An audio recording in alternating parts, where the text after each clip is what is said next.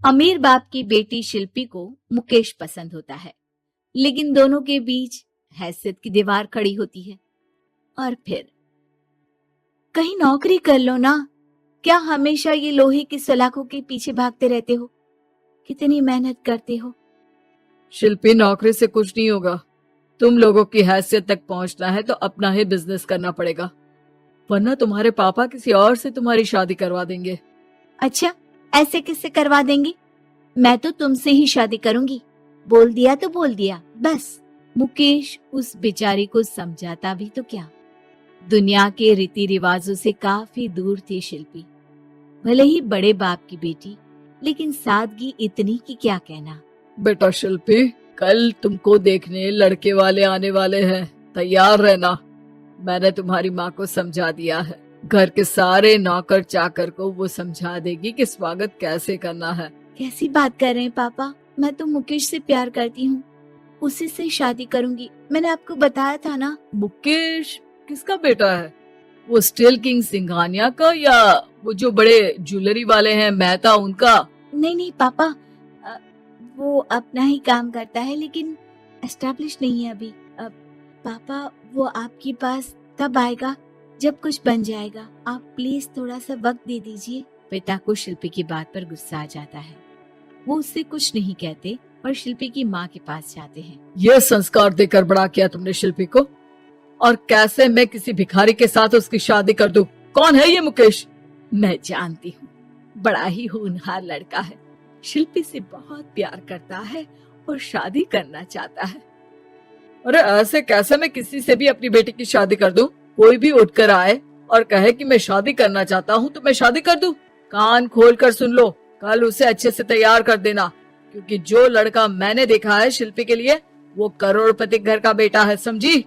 लाख मना करने पर भी शिल्पी को उस लड़के से मिलवाया जाता है जो उसके पिता ने उसके लिए देखा था। देखिए, मैं किसी और से प्यार करती हूँ और उसी से शादी करूंगी। ये तो बहुत अच्छी बात है कि तुम किसी और से प्यार करती हो, क्योंकि मैं भी किसी और से प्यार करता हूँ।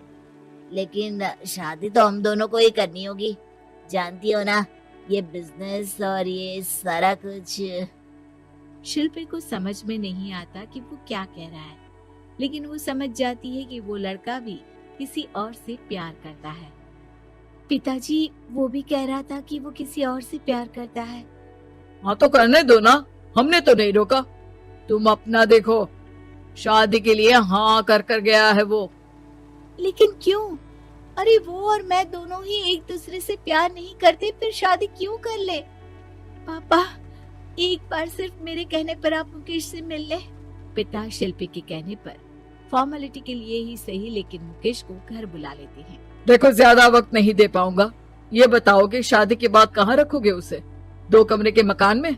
नहीं सर, मैंने 2 साल के बाद का सारा प्लान कर लिया है। मैंने आयरन इंडस्ट्री खड़ी करने के लिए पूरा ब्लूप्रिंट तैयार किया है। मेरी खुद की जगह है दादाजी की, बस थोड़ा फंड का अरेंजमेंट हो जाता तो काम शुरू कर देता। अच्छा, मतलब तुम यहाँ फंड रेज करने आए हो? मुकेश समझ जाता है कि उसके पिता शिल्पी की शादी उससे कराने के मूड में नहीं है। फंड आप कभी दे भी नहीं पाएंगे मुझे तो सिर्फ शिल्पी चाहिए। मैं उसके बिना नहीं रह सकता सर, मैं उसे बहुत खुश रखूंगा। वो तो हर पति का धर्म होता है। वो तो मैं किसी से भी उसकी शादी करा दूं, वो उसे खुशी रखेगा। लेकिन देखो, मैं ज्यादा बात को घुमाना नहीं चाहता। वो बड़े घर की लड़की है, उसे काम काज की आदत नहीं। अभी वो समझ नहीं रही, लेकिन तुम तो समझो। मैं किसी भी हालत में शिल्पी की शादी तुमसे नहीं करवा सकता। मुकेश पिता से लाख मन्नतें करता है, लेकिन वो नहीं मानते। शिल्पी की शादी उस अमीर लड़के से हो जाती है। शादी के बाद क्या हम लोग मेरी माँ के घर चले? मुझे उन लोगों की बहुत याद आ रही है। हाँ हाँ, जाओ जाओ। वैसे भी आज मैं अपनी गर्लफ्रेंड के साथ मसूरी जा रहा हूँ, तुम जा सकती हो। कैसी बात कर रहे हैं? अब हम लोगों की शादी हो गई है, आप कैसे किसी और लड़की के साथ जा सकते हैं? अरे मैंने तो तुम्हें शादी के पहले ही बता दिया था कि मेरी कुछ गर्लफ्रेंड्स है। अब प्लीज ये टिपिकल बीवी वाला रोना धोना शुरू मत कर देना। शिल्पी पिता के घर जाती है और माता पिता को सारी बात बता देती है। इतना गंदा इंसान निकलेगा, मैंने तो सोचा ही नहीं था। अरे क्यों कराई मेरी फूल जैसी बेटी की शादी ऐसे घर में? और तो क्या हो गया? शुरू शुरू में हर घर में ऐसा होता है, धीरे धीरे ठीक हो जाएगा। और वैसे भी उन लोगों के साथ हम लोगों की एक बड़ी डील फाइनल हुई है, समझी? उन लोगों से रिश्ता बनाकर रखो, तभी पैसों की बारिश होगी। पापा, अब समझ में आया कि आपने मेरे साथ ऐसा क्यों किया। मुकेश आपके सामने गिड़गिड़ा कर गया कि वो मुझे बहुत खुश रखेगा, लेकिन आपने मेरी शादी एक ऐसे लड़के से करा दी जो किसी और लड़की से प्यार करता है और शादी सिर्फ समझौते के लिए कर रहा है। पापा, मैं जा रही हूँ, लेकिन इस घर में कभी पैर भी नहीं रखूंगी। आपने मुझे सामान की तरह इस्तेमाल किया। माँ शिल्पी को बहुत रोकती है, लेकिन वो एक नहीं सुनती। कुछ समय बाद, शिल्पी, मुझे नहीं लग रहा कि अब हम दोनों के बीच ये शादी और रह पाएगी। मैं किसी और से शादी करना चाहता हूँ। वैसे तुम परेशान मत हो ना, तुम्हारे पापा के साथ हम लोगों की डील जो चल रही है ना, वो नहीं रुकेगी, क्योंकि तुम बहुत अच्छी लड़की हो।